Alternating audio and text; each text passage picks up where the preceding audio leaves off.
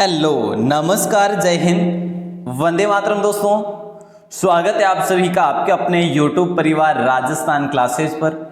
आइए दोस्तों, आज इस वीडियो में अपन बेहतरीन जानकारी प्राप्त करते हैं, कोशिका के बारे में बात करेंगे। दोस्तों, जीव विज्ञान की जो कोशिका जो है इसके बारे में अपन बात करेंगे और ये नोट्स, तथ्य और प्रश्न दोस्तों चित्र, फोटो सहित होने वाले हैं। दोस्तों, कोशिका को सेल कहा जाता है और इसके बारे में अपन आगे बात करेंगे। ये जिस प्रकार से है दोस्तों, पूर्ण रूप से हर भर्ती परीक्षा के लिए, अगर आप दोस्तों पीटीटी की तैयारी कर रहे हैं तो भी आपके लिए जरूरी है। अगर आप वन रक्षक वनपाल की तैयारी कर रहे हैं तो भैया बहुत ही इंपॉर्टेंट है। और अगर एसएससी की या पटवार की तैयारी कर रहे हैं तो भी बहुत जरूरी है। दोस्तों, ये वीडियो हर एग्जाम के लिए मील का पत्थर साबित होगी। अगर एक कोशिका से अगर कोई सवाल बन गया तो इस वीडियो से जरूर बनेगा। और दोस्तों देखिएगा,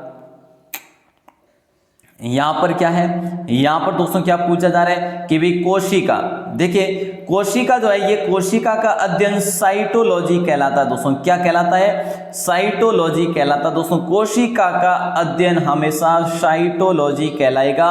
और दोस्तों ध्यान रखना इसके बारे में, और अगर बात की जाए तो और आ जाता है अपना यहाँ पर कोशिका।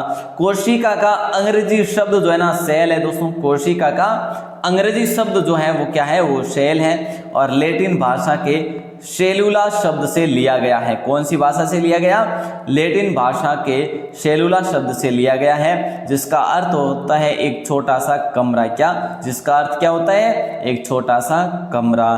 तो दोस्तों ये चीज भी आपको ध्यान रखनी है। अब इसी प्रकार से सारे तथ्य दोस्तों आपको ध्यान पूर्वक पढ़ने हैं। देखिए, लाइव स्ट्रीम में आपको बातें नहीं करनी है, ठीक है? ध्यान पूर्वक पढ़ने, अगर नोट भी करते जाओ तो बेहतरीन है आपके लिए। यहां पर अगला क्या है कि अमीबा और पैरामीशियम, ये क्या है?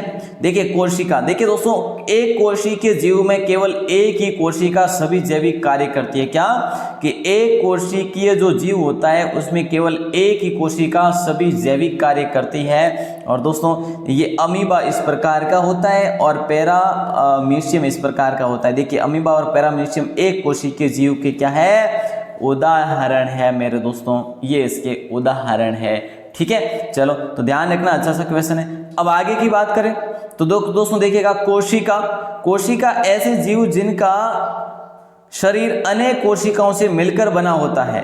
कोशिका ऐसे जीव जिनका शरीर अनेक कोशिकाओं से मिलकर बना होता है बहुकोशिकीय जीव कहलाते हैं। काफी बार क्वेश्चन एग्जाम में सीधा सा बनता है कि बहुकोशिकीय का अर्थ या परिभाषा क्या होती है, या फिर इस परिभाषा को देख के जो है बोल दिया जाता है कि एक बहुकोशिकीय होगा या फिर एक जो है अपना क्या, एक कोशिकीय जीव होगा। तो दोस्तों ये चीज आपको ध्यान रखनी है। अब आपका आता है अगला आता है कि भी कोशिका में देखिएगा, मनुष्य, कुत्ता, गुलाब का पौधा, आम का पेड़ आदि सभी किसमें आते हैं? ये सभी बहुकोशिकीय जीवधारी में आते हैं मेरे दोस्तों। क्या? मनुष्य है, कुत्ता है, गुलाब का पौधा है, आम का पेड़ है, सभी बहुकोशिकीय जीवधारी में आते हैं। अब ये क्यों आते हैं दोस्तों, ये अपन ने बात कर ली है, ठीक है? क्या देखिएगा कि ऐसे जीव जिनका शरीर अनेक कोशिकाओं से मिलकर बना होता है। तो प्यारे दोस्तों अनेक कोशिकाएं इस सभी में है, कोशिका सभी में है। देखिए मनुष्य, कुत्ता, गुलाब का पौधा, आम का पेड़ वगैरह, ठीक है? चलो, अब ये चीज आपको बहुत जरूरी ध्यान रखने की भी, कोशिका की खोज किसने की थी? तो भैया कोशिका की खोज जो है किसने की थी? सर्वप्रथम अंग्रेज वैज्ञानिक रॉबर्ट हुक ने सन 1665 ईस्वी में की थी दोस्तों। अब 1665 ईस्वी में कोशिका की खोज की जाती है। सर्वप्रथम अंग्रेज वैज्ञानिक जिनका नाम है रॉबर्ट हुक, और ये रॉबर्ट हुक आपकी स्क्रीन पे आप देख पा रहे हैं, ठीक है? फोटो सहित मेरे दोस्तों ये आप पढ़ पा रहे हैं आज की क्लास को। देखिएगा, सबसे छोटी जो कोशिका जीवाणु माइकोप्लाज्मा गैलिस्टेसेप्टिकमा की है दोस्तों। क्या है? देखिए सबसे छोटी जो कोशिका है ना वो कौन से जीवाणु की है? वो माइकोप्लाज्मा गैलिसेप्टिकमा की है दोस्तों, ये चीज ध्यान रखना। और ये आपकी स्क्रीन पे माइकोप्लाज्मा गैलिसेप्टिकमा, ठीक है? चलो सर आगे बताइएगा। आगे आता है कि सबसे लंबी कोशिका तंत्रिका तंत्र की कोशिका होती है। मानव शरीर में दोस्तों जो सबसे लंबी कोशिका जो होती है ना वो किसकी होती है? तंत्रिका तंत्र की होती है दोस्तों। ये मानव शरीर का जो है तंत्रिका तंत्र है, ठीक है? तो इसकी होती है दोस्तों, ये चीज भी आप ध्यान रखिएगा। अगला आ जाता है कि सबसे बड़ी कोशिका शुतुरमुर्ग के अंडे की कोशिका होती है। और दोस्तों सबसे लंबी की बात करें तो वो हो गई, और सबसे बड़ी कोशिका जो होती है वो शुतुरमुर्ग के अंडे की होती है। जैसे कि शुतुरमुर्ग का अंडा है और इसकी कोशिका सबसे बड़ी कोशिका होती है दोस्तों, ध्यान रखिए। अगला प्रश्न आ जाता है आपकी स्क्रीन पे, कोशिका सिद्धांत का प्रतिपादन दोस्तों किसने किया था? तो ये है स्लाइडेन और ये है स्वान। ये मैं आपको बता भी चुका हूं कोशिका के बारे में, लेकिन फिर भी है जो आप ध्यान रखिएगा। कोशिका सिद्धांत का प्रतिपादन 1838-39 में किया गया था। स्लाइडेन और स्वान वैज्ञानिकों ने किया था, दोनों ने मिलकर। तो दोस्तों स्लाइडेन ये है और स्वान ये है। तो लिख सको तो लिख लेना दोस्तों, नोट कर लेना, कोशिका से कोई भी क्वेश्चन बना तो बाहर नहीं जाएगा, ठीक है। चलो, कोशिका सिद्धांत की जो मुख्य बातें हैं वो क्या क्या है? प्रत्येक जीव की उत्पत्ति एक कोशिका से होती है। पहला तो ये है topic, point to be noted, ठीक है। नेक्स्ट है प्रत्येक जीव का शरीर एक या अनेक कोशिकाओं का बना होता है। प्रत्येक जीव का शरीर एक या अनेक कोशिकाओं से बना होता है। कोशिकाओं का निर्माण क्रिया से होता है, उसमें केंद्रक मुख्य अभिकर्ता होता है। तो चलिए ये चीज भी आप स्क्रीनशॉट लेना चाहो तो ले लीजिएगा। अगला आ जाता है आपका, अगला क्या आता है, कोशिका कितने प्रकार की होती है? तो भैया कोशिका प्रोकैरियोटिक एक प्रकार, दूसरा है यूकैरियोटिक, दो प्रकार की होती है। कोशिका कितने प्रकार की? कोशिका दो प्रकार की होती है, प्रोकैरियोटिक और यूकैरियोटिक। ध्यान रखियो, इंपॉर्टेंट क्वेश्चन है साहब, ठीक है। अगला आ जाता है, देखिएगा अगले में क्या पूछा जा रहा है कि भाई प्रोकैरियोटिक जो है ना, प्रोकैरियोटिक जो है ये क्या होता है? ऐसी कोशिकाएं जिसमें केंद्रक पदार्थ केंद्रक झिल्ली के बिना होता है, ठीक है। ऐसी कोशिकाएं जिनमें केंद्रक पदार्थ जो है केंद्रक झिल्ली के बिना होते हैं, प्रोकैरियोटिक कोशिका कहलाती है। जो कि प्रोकैरियोटिक कोशिका आपकी स्क्रीन पे इस प्रकार की होती है, ठीक है। और दोस्तों जीवाणु और नीले हरे शैवाल इसके उदाहरण है। प्रोकैरियोटिक की कोशिका के जो है ना उदाहरण कौन कौन से? जीवाणु और नीले शैवाल इसके उदाहरण है। आप देख पा रहे हैं ना यहाँ पे ये, ठीक है। तो ये चीज आप ध्यान रखना। अब आपका आ जाता है यूकैरियोटिक कोशिका। यूकैरियोटिक कोशिका ये दूसरा प्रकार है दोस्तों, और इस कोशिकाओं में दोहरी झिल्ली के आवरण यानी केंद्रक आवरण से घिरा सुस्पष्ट केंद्रक पाया जाता है, यूकैरियोटिक कोशिका कहलाता है। जैसे कि यूकैरियोटिस ये इस प्रकार का है, ठीक। और दोस्तों पौधे और जंतु जो है ना इसके उदाहरण है। क्या? पौधे और जंतु इसके उदाहरण है, और आप स्क्रीनशॉट लेना चाहो तो ले सकते हैं। इन कोशिकाओं में दोहरी झिल्ली के आवरण यानी कि केंद्रक आवरण से घिरा सुस्पष्ट केंद्रक पाया जाता है। दोस्तों ऐसे भी आप याद रख सकते हैं कि भैया ये जो इस प्रकार का है केंद्रक आवरण से घिरा सुस्पष्ट केंद्रक पाया जाता है, ये आप ध्यान रख सकते हैं। और इसको भी आप ध्यान रख सकते हैं कि भैया ये इस प्रकार का है जिसमें केंद्रक पदार्थ केंद्रक झिल्ली के बिना होता है, ठीक है सर। ओके सर, आगे बढ़ते हैं। अगला आ जाता है कोशिका के प्रमुख भाग कौन कौन से हैं।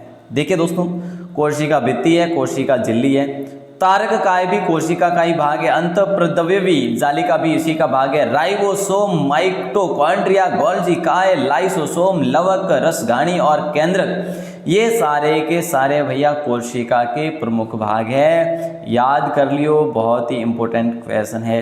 अब मैं आपको आगे ले चलता हूँ, कोशिका भित्ति के बारे में बात करते हैं। दोस्तों कोशिका भित्ति क्या होता है?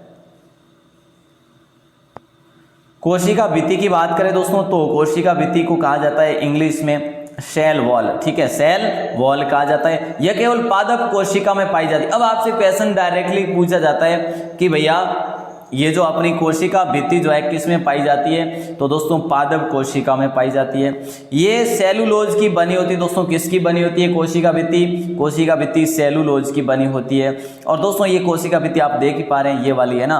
और दोस्तों ये कोशिका को निश्चित आकृति और आकार बनाए रखने में सहायक होती है। ये कोशिका को निश्चित आकृति और आकार बनाए रखने में सहायक होती है। अगला आ जाता है कोशिका झिल्ली। और दोस्तों कोशिका झिल्ली में क्या है कि सेल मेम्ब्रेन है ना। देखिएगा कोशिका झिल्ली, जंतु कोशिका, जीवाणु, ठीक है। अब देखिएगा एक बार ध्यान देना कि कोशिका के सभी अवयव एक झिल्ली के द्वारा घिरे रहते हैं। कोशिका के सभी अवयव एक झिल्ली के द्वारा घिरे रहते हैं। इस झिल्ली को कोशिका झिल्ली ही कहते हैं। आसान है, ठीक है। और दोस्तों यह अर्ध पारगम्य झिल्ली होती है, मतलब कि कैसी, एक अर्ध पारगम्य झिल्ली होती है, ठीक है, ध्यान रखना, ये क्वेश्चन भी अच्छा बन जाता है।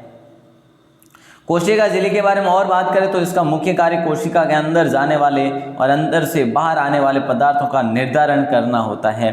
कोशिका झिल्ली का क्या कार्य होता है, ये जो झिल्ली दिख रही है आपको, इसका क्या कार्य होता है, ये मुख्य कार्य है जो अंदर जाने वाले और अंदर से बाहर आने वाले पदार्थों का निर्धारण करना होता है, इसका मुख्य कार्य, ठीक है सर। अगला है तारक काय। दोस्तों तारक काय की खोज की बात करें तो बोबेरे ने खोज की थी तारक काय की, ठीक है, और ये केवल जंतु कोशिकाओं में पाया जाता है। दोस्तों तारक काय किस में पाया जाता है, कोशिका भित्ति पादप में, और तारक काय किस में पाया जाता है, जंतु कोशिका में ही पाया जाता है। मोस्ट क्वेश्चन बन जाता है दोस्तों, यहाँ से मैं आपको चिल्ला चिल्ला के कह रहा हूँ क्योंकि इसको आप नोट कर लेना। और दोस्तों तारक काय की बात करें तो तारक काय के अंदर एक या दो कण जैसी रचना होती है जिसे सेंट्रियोल कहते हैं, और यहाँ पर ये सेंट्रियोल दे रखा है। समसूत्री विभाजन में यह ध्रुव का निर्माण भी करता है। देखिए दोस्तों तारक काय के अंदर एक या दो कण जैसी रचना होती है जिसे सेंट्रियोल कहते हैं, और सेंट्रियोल किसे कहते हैं, अगर ऐसा भी प्रश्न बन गया तो तारक काय के अंदर एक या दो कण जैसी रचना होती है उसे सेंट्रियोल कहते हैं, और समसूत्री विभाजन में यह ध्रुव का निर्माण करता है। आगे बढ़ते हैं। अगला आता है कि भाई अंतःप्रद्रव्य जालिका। दोस्तों ठीक है, एक और यह केंद्रक झिल्ली से और दूसरी और कोशिका झिल्ली से जो है संबंध होता है दोस्तों इसका, ठीक है। और इस जालिका के कुछ भागों पर किनारे किनारे छोटी छोटी जो है कणिकाएं लगी रहती है, जैसे दोस्तों आप देख भी पा रहे हैं, ठीक है, जिसे राइबोसोम कहा जाता है, ठीक है। ये कणिकाएं जो लगी होती है मेरे दोस्तों, ये राइबोसोम हो गया। चिकनी अंतःप्रद्रव्य जालिका ये हो जाएगी, ठीक है, और खुरदरी अंतःप्रद्रव्य जो जालिका है ये आप देख ही पा रहे हैं, ठीक है। तो बिल्कुल दोस्तों ये इंपॉर्टेंट क्वेश्चन बनते हैं, यहाँ पर भी ध्यान रखना। अब आता है अंतःप्रद्रव्य जालिका में और कुछ जो जानकारी हो। अंतःप्रद्रव्य जालिका दो प्रकार की होती है, एक होती है चिकनी अंतःप्रद्रव्य जालिका और एक खुरदरी अंतःप्रद्रव्य जालिका। इसमें राइबोसोम नहीं होते दोस्तों, और जबकि इसमें खुरदरी वाली में राइबोसोम होते हैं बाहरी सतह में, और ये प्रोटीन संश्लेषण में भाग नहीं लेती, जबकि खुरदरी अंतःप्रद्रव्य जालिका प्रोटीन संश्लेषण में भाग लेती है। दोस्तों ये लिखे बिना आपको इतने जल्दी याद नहीं होंगे, 2 बार पढ़ना पड़ेगा, 3 बार पढ़ना पड़ेगा, तभी याद हो पाएंगे, ठीक है। अगला आता है, अगला क्या आता है, अंतःप्रद्रव्य जालिका। अंतःप्रद्रव्य जालिका का मुख्य कार्य उन सभी वसों और प्रोटीनों का संश्लेषण करना है जो कि विभिन्न झिल्लियों जैसे कोशिका झिल्ली, केंद्रक झिल्ली आदि का निर्माण करते हैं, ठीक है। अंतःप्रद्रव्य जालिका का मुख्य कार्य उन सभी वसों व प्रोटीनों का संश्लेषण करना है जो कि विभिन्न झिल्लियों जैसे कोशिका झिल्ली, केंद्रक झिल्ली आदि का निर्माण करते हैं दोस्तों। तो आप ये चीज भी ध्यान रखेंगे अंतःप्रद्रव्य जालिका के बारे में। दोस्तों लास्ट आ जाता है अपना राइबोसोम। राइबोसोम के बारे में बात करें तो दोस्तों देखिएगा, राइबोसोम ये अति सूक्ष्म कोशिका का अंग है एक, जो केवल इलेक्ट्रॉन सूक्ष्मदर्शी के द्वारा देखे जा सकते हैं। किसके द्वारा? इलेक्ट्रॉन सूक्ष्मदर्शी के द्वारा देखे जा सकते हैं, ऐसे अपन नहीं देख सकते, ठीक है। और राइबोसोम की खोज की बात की जाए और नामकरण की बात की जाए तो जी.ई. पेलाडे ने इसका नामकरण किया था, खोज की थी 1955 की बात है दोस्तों। कब की? 1955 की बात है। तो दोस्तों ये थी आज की वीडियोस। उम्मीद है ऐसी जो है आशा है दोस्तों कि आपने इस क्लास को कंप्लीट देखा है। अगर कंप्लीट देखा है तो कमेंट ज़रूर करें कि सर मैंने कंप्लीट देखा है, जितने मिनट की है। दोस्तों ये आपके एग्ज़ाम की दृष्टि से बहुत ही इंपॉर्टेंट है, क्योंकि कोशिका के बारे में जो जो क्वेश्चन बनेंगे दोस्तों यहाँ से ज़रूर बनेंगे। अगर कोशिका से बारे में बनने वाले हैं तो ज़रूर इस वीडियो को आप नोट करिएगा, इस क्लास को नोट ज़रूर कर लेना ताकि आपके लिए कोई दिक्कत ना हो आगे भी। और उम्मीद आशा है कि आपको क्लास अच्छी लगी होगी। अच्छी लगी हो तो लाइक ज़रूर कर देना, अपने दोस्तों को शेयर ज़रूर करना दोस्तों, क्योंकि इसमें काफ़ी जो है मेहनत भी लगी है साहब, है ना। तो चलिए आप सभी का आभार, धन्यवाद, जय हिंद, वंदे मातरम। अगर आप चैनल पर पहली बार है तो चैनल को सब्सक्राइब ज़रूर कर लेना। बहुत बहुत धन्यवाद।